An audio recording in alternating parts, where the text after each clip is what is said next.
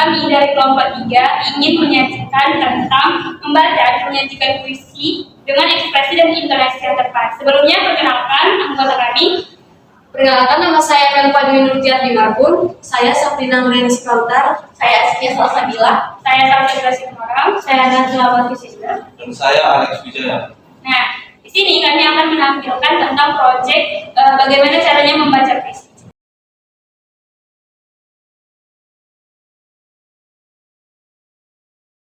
Selamat pagi anak-anak. Pagi, Bu. Apa kabar semuanya? Baik, Bu. Siapkan semua kelasnya? Saya, Bu. Silakan disiapkan teman-teman. Berdiri. Beri hormat. Selamat pagi, Bu. Selamat pagi anak-anak semuanya. Silakan. Oke. Sebelum kita memulai pembelajaran, kita berdoa dulu ya. Ketua kelas silakan dipimpin doanya. Baik teman-teman, marilah kita berdoa sebelum memulai pelajaran sesuai dengan kepercayaan kita masing-masing. Doa kita. Doa selesai. Oke. Selanjutnya kita akan menyanyikan lagu kebangsaan Indonesia, yaitu Indonesia Raya. Semuanya berdiri. 1, 2, 3 dimulai.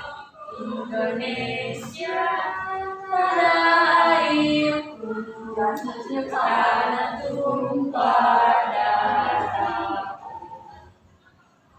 Di sanalah aku berdiri, jadi pandu hidupku. Indonesia kebangsaanku, bangsa dan tanah airku. Marilah kita berseru, Indonesia bersatu.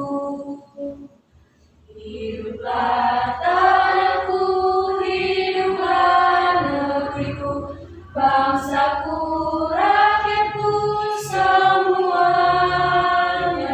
Bangunlah jiwanya, bangunlah badannya untuk Indonesia Raya. Indonesia Raya, merdeka, merdeka, tanahku, negeriku yang ku cinta. Indonesia Raya, merdeka, merdeka, hiduplah Indonesia Raya. Selesai semuanya. Anak-anak ibu semuanya udah siap belajar? Siap, Bu. Oke, sebelumnya ibu absen dulu ya. Oke, Bu. Hidayah, Bu. Ada Bu. Najwa Balkis Isna. Melka. Sabrina. Salsabila semua orang hadir, Bu. Oke. Sebelumnya masih ingat nggak materi yang udah ibu sampaikan minggu lalu? Ingat, Bu.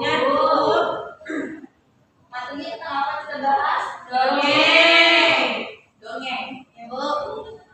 Coba sekarang kasih contoh. Contoh dongeng itu judulnya ada yang tahu? Saya, Bu. Apa itu Salsa? Kelinci dan kura-kura, Bu. Kelinci dan kura-kura. Udah pernah dibaca cerita dongengnya? Udah. Apa pesan moral dari cerita dongengnya? Pesan moralnya itu, Bu, kita nggak boleh baik dengan seseorang karena kalau dari dongeng itu kan kelinci dan kura-kura. Kura-kura di situ kan dalam berlomba itu kan dia sangat lambat ya, Bu. Apalagi pergerakannya juga agak slow mo. Nah, jadi si kelinci ini sangat mengharuskan si kura-kura ini dapat menang di garis finish. Jadi kita dari dongeng ini kita nggak boleh berbicara dengan seseorang melihat dari kapasitas itu nggak boleh. Jadi kita tidak boleh menyepelekan seseorang. Oke, sepertinya anak-anak ini juga udah paham ya sama materi minggu lalu. Sekarang kita masuk ke materi baru ya. Materi baru itu adalah puisi. Di sini udah ada pernah mendengar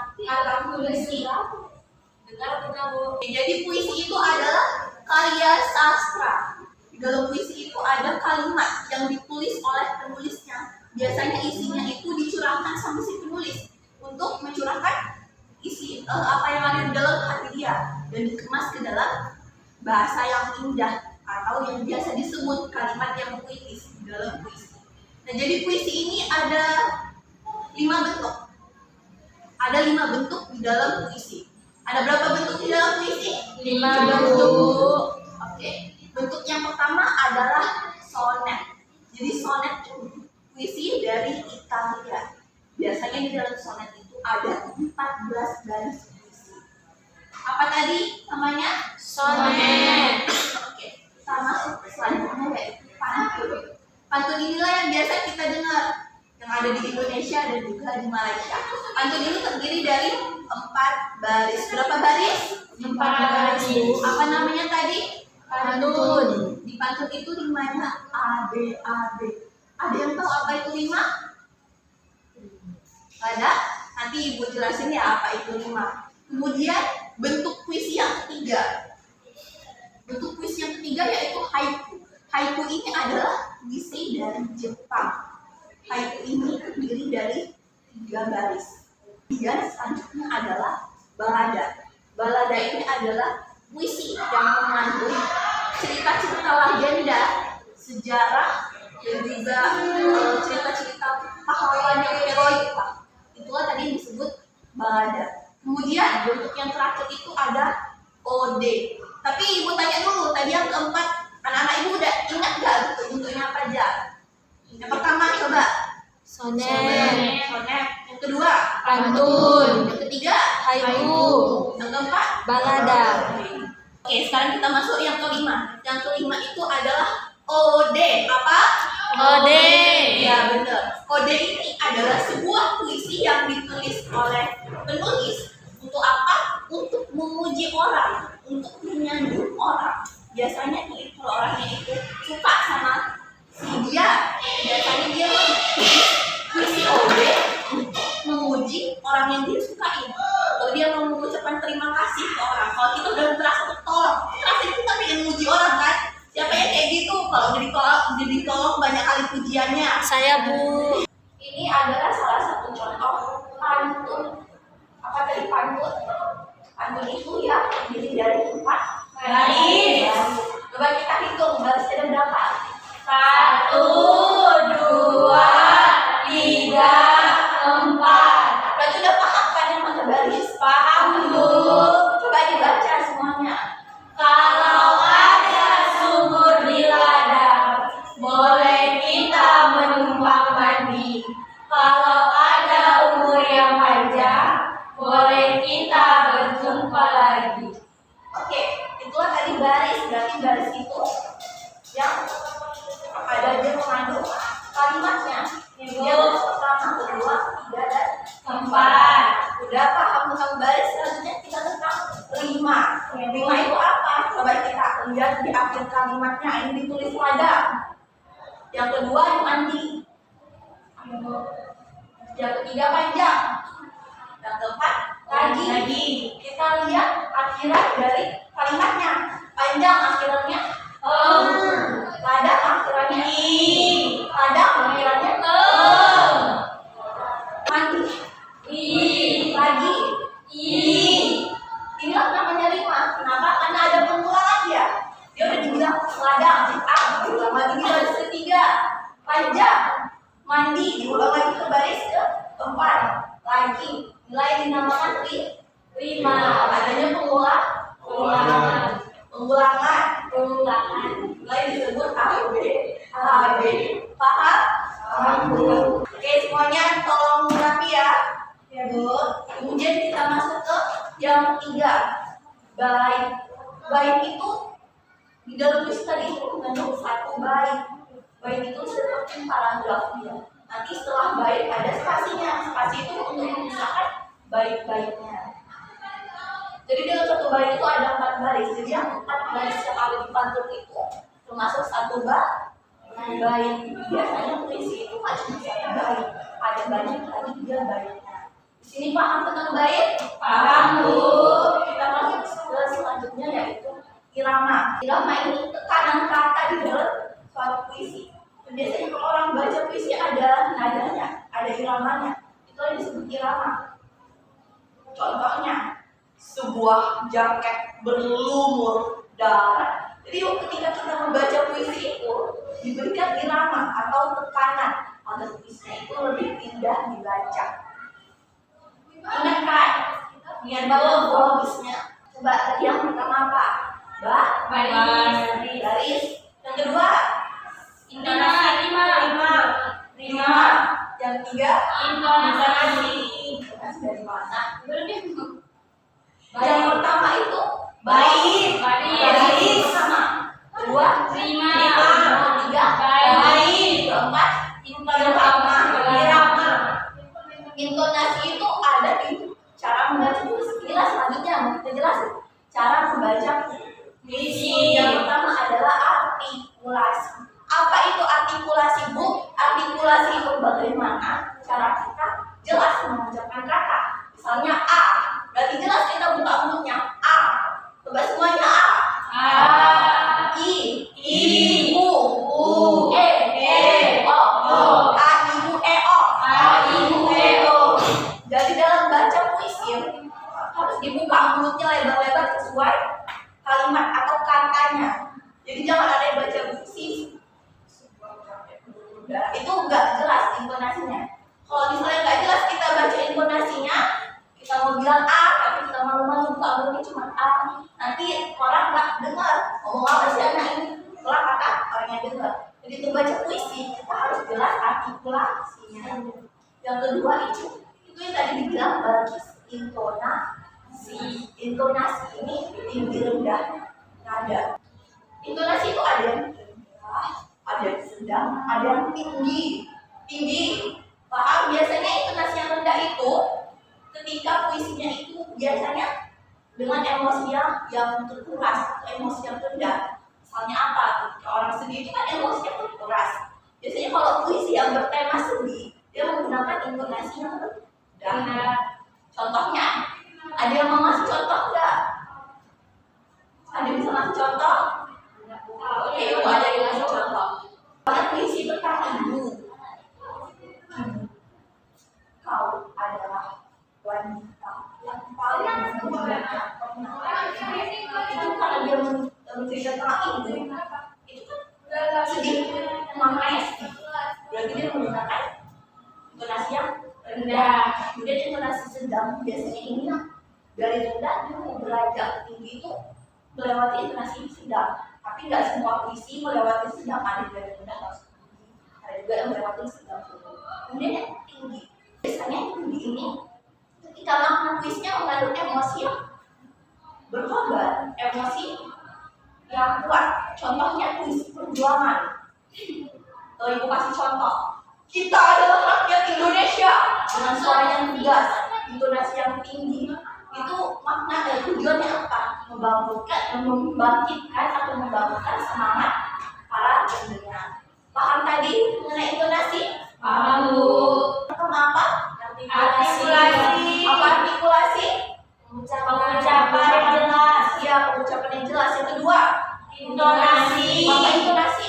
Nada. Ini rendahnya Suara. nada. Terus yang ketiga itu ada mimik. Ada yang tahu di sini apa itu mimik? Wajah. Ekspresi. Mimik itu ekspresi.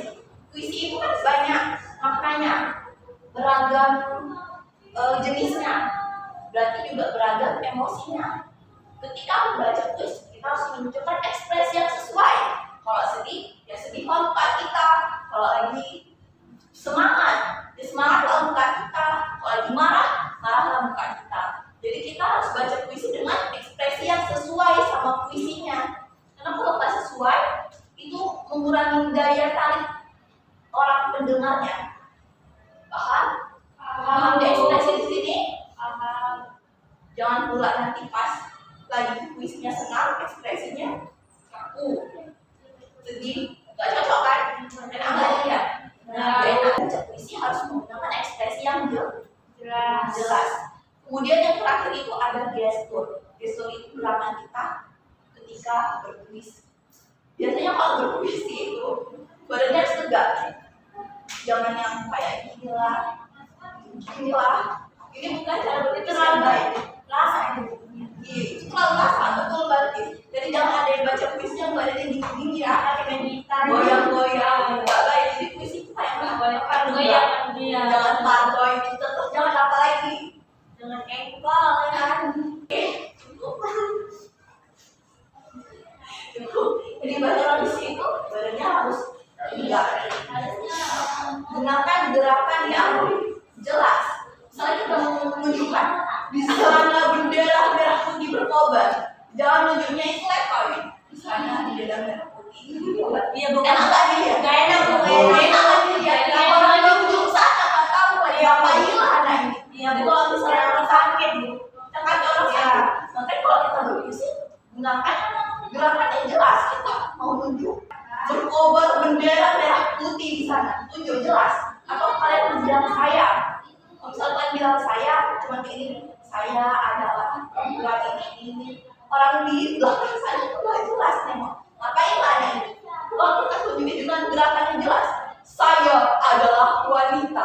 Itu di sini paham.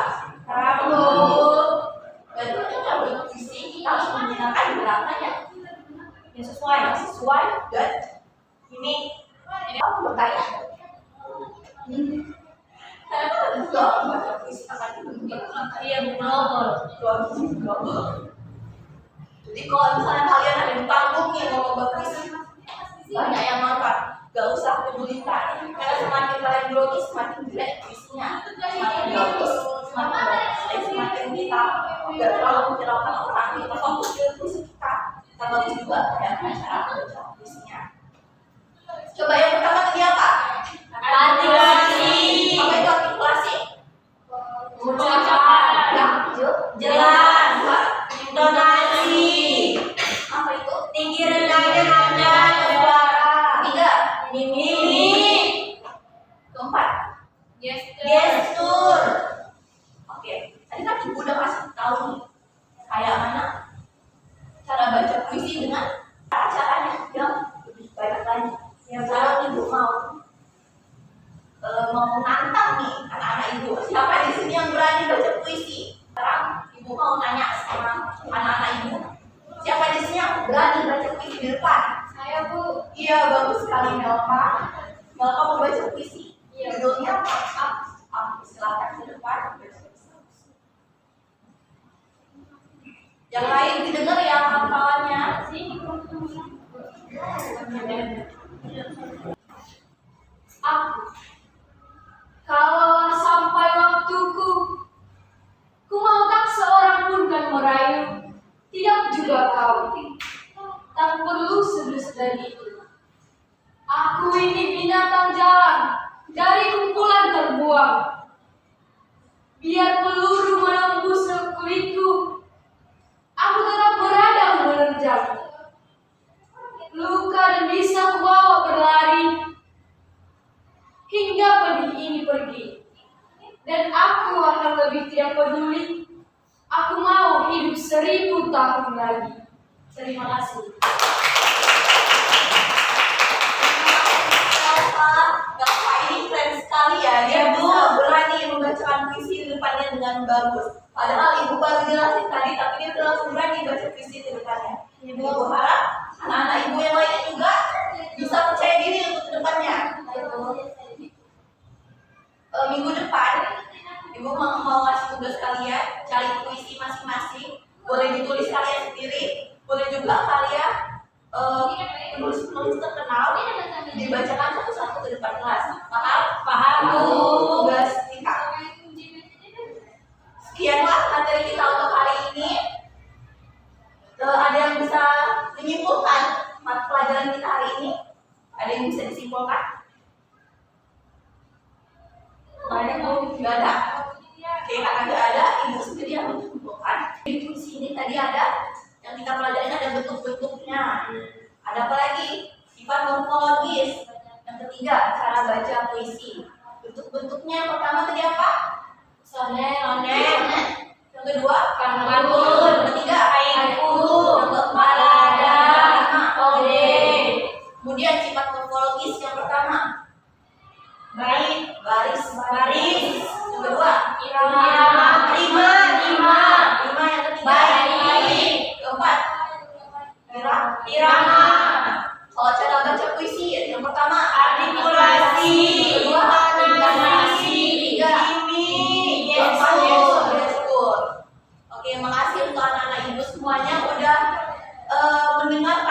jelas ibu saat ini, ibu harap ke depannya pelajaran kita hari ini dapat berguna untuk kalian ya, yang mungkin memiliki bakat-bakat terpendam, bakat sastra yang dipendam, atau yang belum disadari. Untuk kedepannya dia udah mulai sadar, oh ternyata aku ini punya bakat sastra. Dan untuk yang lain juga, ibu berharap menemukan bakatnya masing-masing. Oke, jadi sekian pelajaran dari kita. Jangan lupa juga belajar di rumah, diulangi pembelajaran ini di rumah, karena minggu depan kita mau puisi juga kan? Ya, Betul. betul. Harus dipelajari lagi kayak mana cara baca puisi. Jadi kita akhiri dengan doa. Untuk kelas silakan ini gimana? Baiklah teman-teman, sebelum kita pulang ke rumah, mari kita membaca doa terlebih dahulu. Doa dimulai. Doa selesai. Terima kasih anak-anak ibu semuanya. Terima kasih anak-anak ibu semuanya. Kita tutup pembelajaran kali ini. Dan sampai jumpa di minggu depan. Jangan lupa ya tugas untuk minggu depan. Iya, Bu. Pelajari tugasnya. Bersiap-siap untuk pembelajaran selanjutnya. Ibu pamit undur diri. Iya, Bu. Makasih ya, Bu. Sekian dari kami.